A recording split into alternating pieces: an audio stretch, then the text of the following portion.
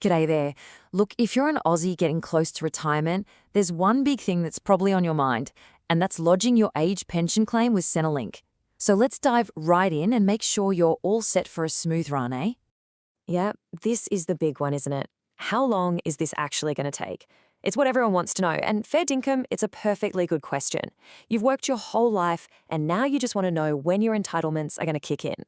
All right, so if you look at the official numbers, the average processing time for an age pension claim is currently sitting at around 40 days. And you might look at that and think, oh, okay, a bit over a month, I can probably handle that. But here's the kicker. That average number, it really doesn't tell the whole story. The truth is, it's the little things, the small, easily avoidable mistakes that can turn that 40-day wait into months of stress and endless follow-ups.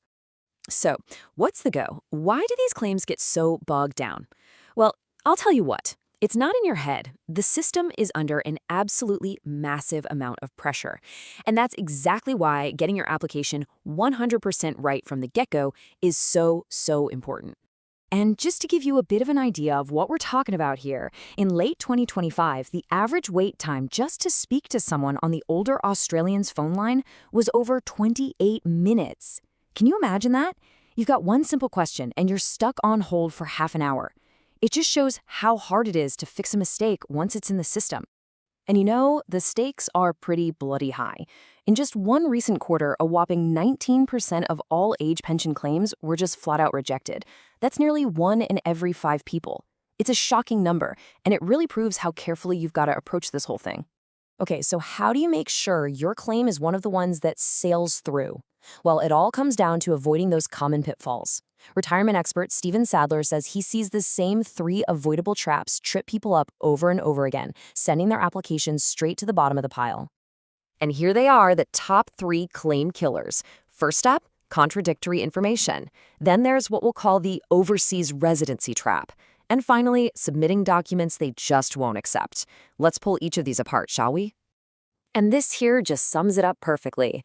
As Stephen says, it's not usually the big, complicated stuff that causes a drama. It's the small, easily missed details. Honestly, attention to detail is your absolute best mate in this process. All right, pitfall number 1, contradictory information. This is a classic. Say you tell Centrelink your name is spelled one way, but they've got it spelled differently on a file from 20 years ago. Boom, the whole thing just grinds to a halt. It's the same for addresses, bank details, you name it. The system flags it for a person to look at it, and that's where the weeks and even months start piling up. Now, this second trap is a really big one for a lot of Aussies. If you were born overseas, Centrelink needs a complete history, and I mean complete, of every single country you've lived in since birth. If you miss even one or don't provide it all up front, your claim can just get put on hold forever.